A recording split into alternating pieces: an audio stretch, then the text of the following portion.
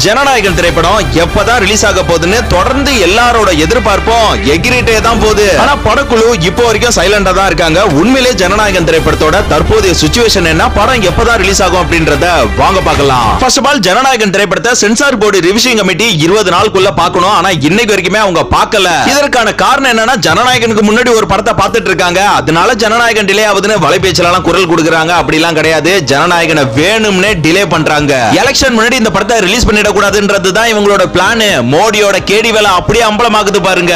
Okay, Jananayagan இந்த பிப்ரவரி 27 ரிலீஸ்ன்றது cancel ஆகிடுச்சு. Jananayagan March month ரிலீஸ்ன்றது almost இல்ல, டெஃபினெட்லி கேன்சல் ஆயிடுச்சு. அப்போ ஏப்ரல் மந்த் ரிலீஸ் ஆக வாய்ப்பு இருக்கா அப்படின்னு கேட்டா, எலெக்ஷன் முடியற வரைக்கும் ஜனநாயகன் திரைப்படத்தை ரிலீஸ் பண்ண கூடாது. ஏன்னா அது ஒரு அரசியல் படம். சோ அதனால அப்பவும் சான்ஸ் கிடையாது.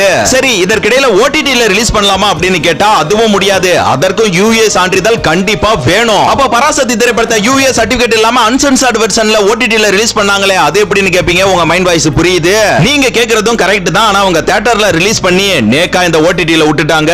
அது ஓடாத படம் அப்படின்னு பெருசா அதை யாரும் கண்டுக்கல, யாரும் கேஸும் போடல. சோ அதனால அந்த படத்துக்கு எந்த ஒரு ப்ராப்ளமும் வரல. ஆனா நம்ம ஜனநாயகன் திரைப்படம் கேஸ்லயே ரன் ஆகி தியேட்டர்லயே ரிலீஸ் ஆகாம பிரச்சனையை சுத்தி தாங்க மாட்டிட்டு இருக்கு. இப்படி ஒரு சூழல்ல ஓடிடில அன்சென்சார்ட் வெர்ஷன்ல நம்ம ஜனநாயகன் திரைப்படத்தை ரிலீஸ் பண்ணா அப்பட்டமாக தெரிஞ்சிடுங்க.